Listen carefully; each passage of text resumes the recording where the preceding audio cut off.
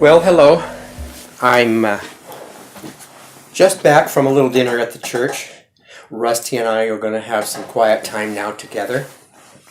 I wanted to continue a little of what I started yesterday, and I'll explain that in a minute.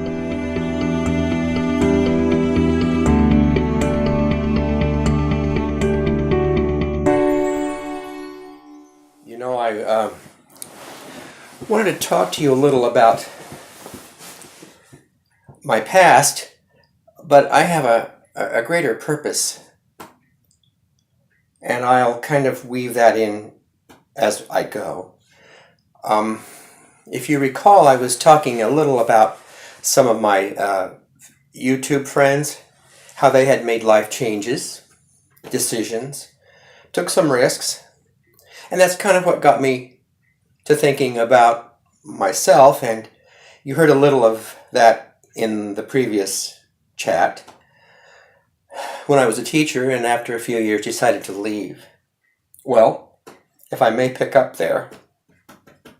Rusty, can I pick up back there where I was? This is Rusty. He's over there. I don't think you can see him. But, so I finished out that year, and it was a difficult year because I knew I wasn't coming back. It's an awkward thing. You know, normally when you leave a job, you give this requisite 2 weeks notice. Well, how about 10 months or 8, I guess it was, 7 months. You know, I had always been interested in mechanical things, tools. I loved hardware stores from the time I was little, going with my father into Scharf's lumber yard back home. And I enjoyed what we now know as home improvement centers. Not just the hardware store where you buy a pipe wrench, but, you know, the bigger place where you can get a lot of things in one place. And so in Hastings, Nebraska, back in those years, we didn't have Lowe's yet. I don't think there were anywhere in Nebraska. Although here in Omaha we had Menards, I learned later. But at that time, all of Hastings had just one big place like that. It was Johnson's. So I went in there one day thinking, I like this place. I could work here. And they hired me. But they needed me to be in the carpet department. Now, you have to understand, Johnson's wasn't just home improvement and lumber, like, say, Lowe's, although they were big on lumber. But they also had the biggest carpet store I had ever seen. In fact, I've never seen one since that big. There were 5 of us, all men, and I was kind of middle or younger at the time. And what was unique about the carpet store was that they had an immense inventory, just an astounding, huge gymnasium-sized room full of rolls of carpet on the floor, stacked 3 deep in such a way that you could see everything.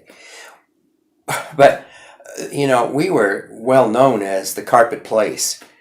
We had customers from a long ways away, from Kansas and South Dakota. It was an interesting job. I didn't know a thing about it, but I enjoyed what I saw of it, and it was kind of fun. It was a lot of fun eventually. We worked together.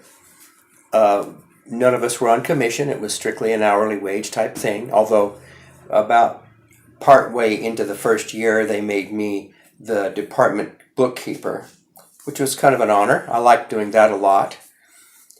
The job entailed meeting customers coming in for the one room, maybe a whole house. Maybe they had blueprints for a new house.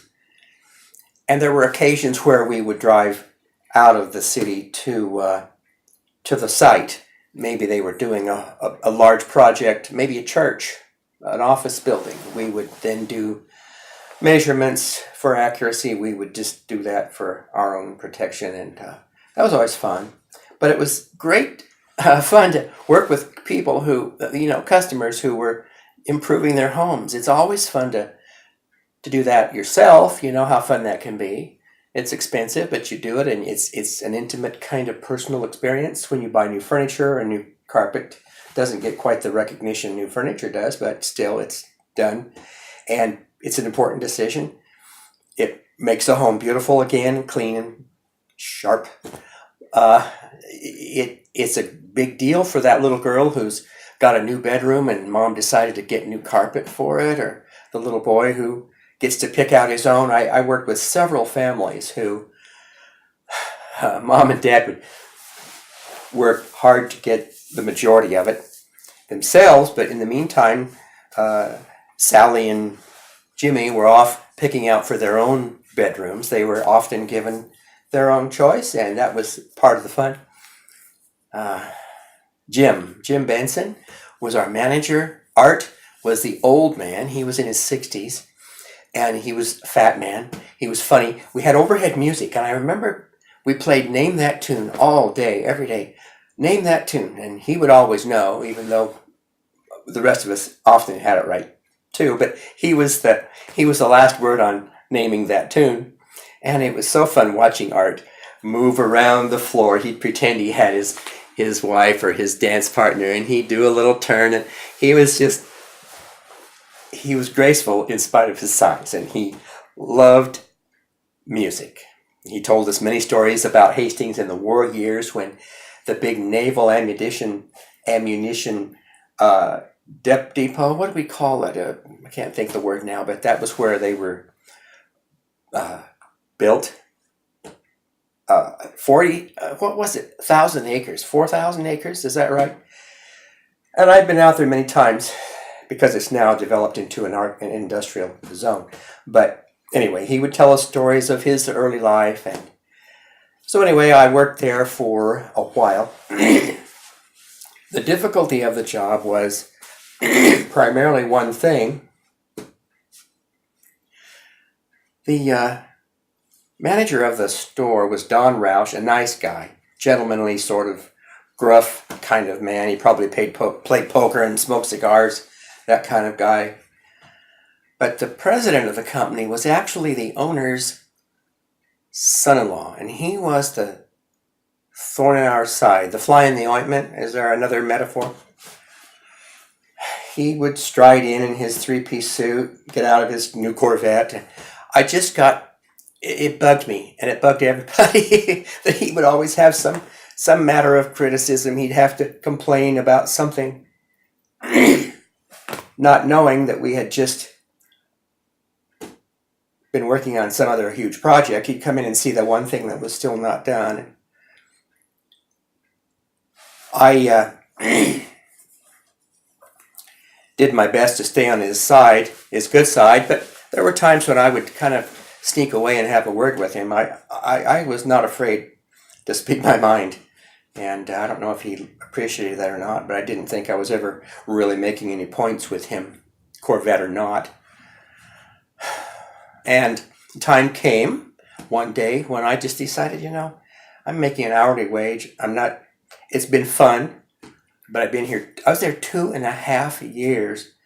Carpooled, by the way, across from another little town outside of Hastings, and I rode in with a couple of other ladies that had worked in town a long time, and that was part of the hassle. And I just decided one day I was done.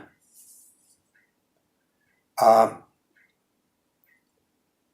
didn't quit right away. I just kind of thought, I've given this my best, and I'm ready for something new. That must have been a Saturday. I mean, we were open 6 days a week, and we were there 6 days. And this must have been a Saturday because I was alone. I liked Saturdays because I could drive alone. But before I went home, maybe it was a Friday, I don't know. But before I went home, I went to the corner and then the other corner, and I decided to keep driving. Instead of turning that way, I went that way. And I drove just another 3 miles. And it was like a voice told me to look and pay attention.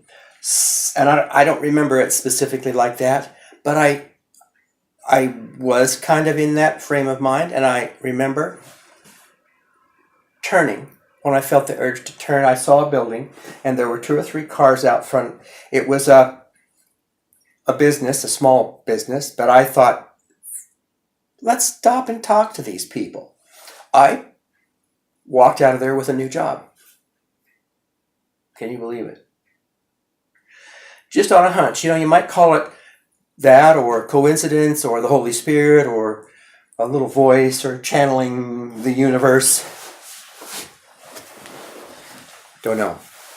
But I took the job. There was only, I don't know, there might have been one office girl there, and Mike, the sales manager, and had a nice chat with Mike, and he said, when can you start?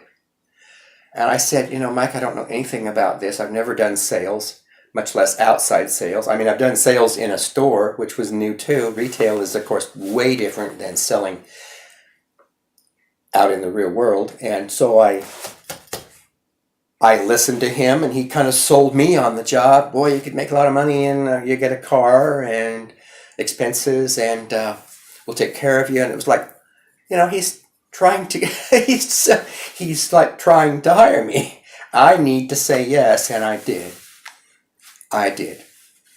And it was a good thing. I was there a while, and I'll tell you more about that later. It's a fun story. Thanks for listening. See you later.